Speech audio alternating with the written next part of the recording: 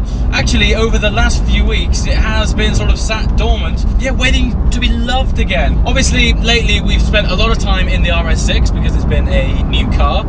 We've collected it, had the PPF applied, and also had the first drive video in the RS6, and then I went away to Italy for a week. If you haven't seen those videos yet, be sure to go back. I actually got to go drifting with Felipe Massa. Throttle! A little bit on the gravel. What the hell? And Valtteri Bottas. Yes, yes, yes! 10 points! Bottas, baby, you nailed it! Yeah, and then I got to take a Lamborghini up through the hills of Italy. So, yeah, all in all, it hasn't been a bad few weeks at all. But today we're in the GT3. But having said all that, we're actually going to be talking about the Audi R8 and why I sold that car. Now, this question has been asked a lot lately in my comments, and actually that question started happening pretty much as soon as this car turned up, and there's a good reason for that, and it's basically because as soon as the GT3 arrived, I think I drove the R8 one more time after driving this. So yeah, let's just go over the main reasons why I sold my Audi R8. Number one is the GT3. Now, for those of you who are early subscribers to my channel, you'll know that my R8 was actually my daily driver. As impractical as that might seem, I did drive it every single day. Most of the time it was covered in dirt. With it being a black car, it only really looked great when it was clean, but despite all that, it was still actually a pretty good daily driver, and I still actually hold true that the R8 is still the best everyday supercar. But despite that, the GT3 turned up. And when you get in this thing and you learn its characteristics and you explore that rev range, I mean, this thing revs to 9,000. And from a naturally aspirated, 3.8 flat 6, which is, I guess in supercar terms, is quite a conventionally small engine, it's just an amazing thing. Drives incredibly well, and just everything about the GT3 just sort of clicked with me more from a supercar point of view than the R8 did. And one of those factors was actually weight. When you start playing with the GT3 and then you jump it in an R8 back to back, the weight characteristics difference is night and day. One of the craziest things is just how heavy the engine bay is. The engine cover just felt like a slab of iron. It was so heavy when you lifted it up that it just highlighted to me that actually, while that car was an incredibly fast, capable car, it was probably a bit more suited to sort of grand touring, actually, longer journeys where the sort of dynamics of the car didn't come into play quite as much as the GT3. And also, practicality. This car has more space. It has loads of space behind the seats, despite the fact that I've packed it full of roll cage, and the boot in the front of the GT3 has easily twice more space than in the R8. And so, as a daily proposition for what I wanted, combining those two things with the way that this thing performs, I was just ultimately getting more enjoyment out of the GT3 than I was the R8. That's not to take anything away from the R8 at all. It was absolutely phenomenal, and it was a better car in the wet, which you'll know if you watch my videos. It's raining pretty much every time I turn on the camera, although so far so good. Yeah, so one reason why the R8 was sold was because it was ultimately replaced with a car that is the GT3 that was more suitable to my lifestyle. The other reason is, and I'll film that segment when I get out of a traffic jam, because there's just something about when you're talking in a car and it isn't moving, it's just not as interesting. So, okay, we're through the traffic lights. I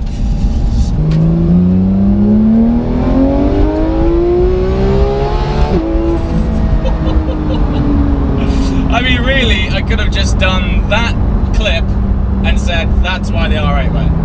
But anyway, the other reason why the R8 went is, as it was my daily, this ended up taking its place, as I just mentioned, and the problem with that is I ended up doing 17,000 miles since February.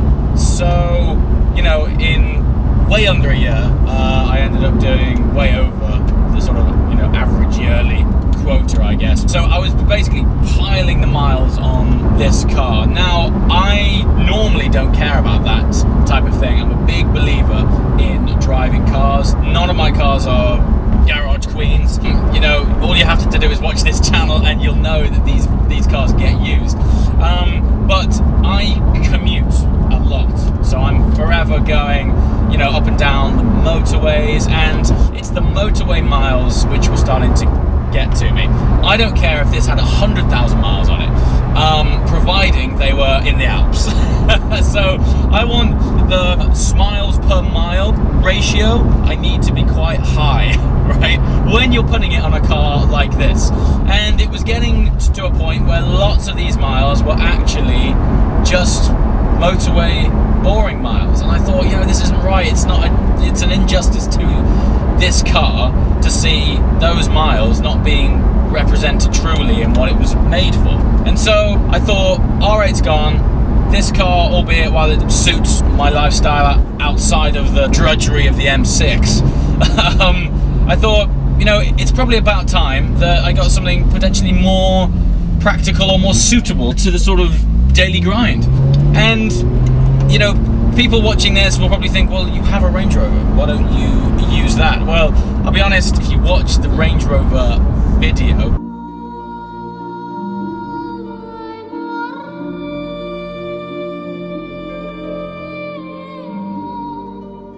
I say in that the reason that I don't use that car too often is that even as a daily driver, I do like something that is a little bit more dynamic. I want it to still be an exciting, fast, positive drive, but I don't want to have to compromise on the practicality.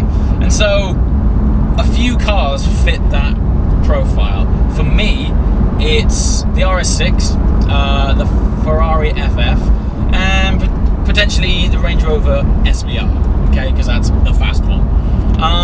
Now, the FF would have been a fantastic choice, but when you look at that car, it's actually not as practical as you might think.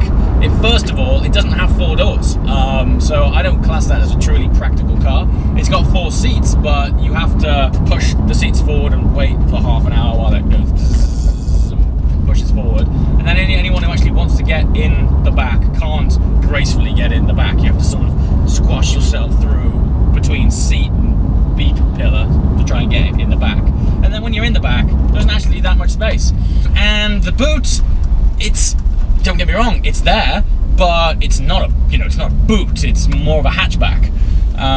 So while the FF is, of course, you know, the more practical of the Ferraris, for what I needed, throwing loads of stuff in the back and, you know, carrying multiple people around. I mean, my girlfriend, her side of the family is colossal. There's like 8 kids, and every now and again we, you know, pick them up and take them out and go on family trips and stuff. And FF just wouldn't have lent itself to it quite as well. And the Range Rover SVR, well, I already got a Range Rover, and I just don't think it's different enough. So for me, in my personal slot, it was the RS6 which resonated most with what I needed. And so, yeah, that was ultimately the car that I went for. I won't, you know, talk about the RS6 too much in this video, because this is why I sold the Audi R8. But those are mainly the 2 reasons for it. In summary, number 1, this was the better sort of sports car, as it were, and number 2, I needed something more practical to take over the daily miles. Now, I actually didn't do a direct swap. I did sell the R8 quite a long time ago. You haven't seen it featured on this channel for quite some time. Number 1 reason for that was I knew I was going to sell it at some point, so I just parked it. I just parked it to keep off the miles, but also because I ended up driving this more. And number 2, shortly after, I found a buyer, and off it went.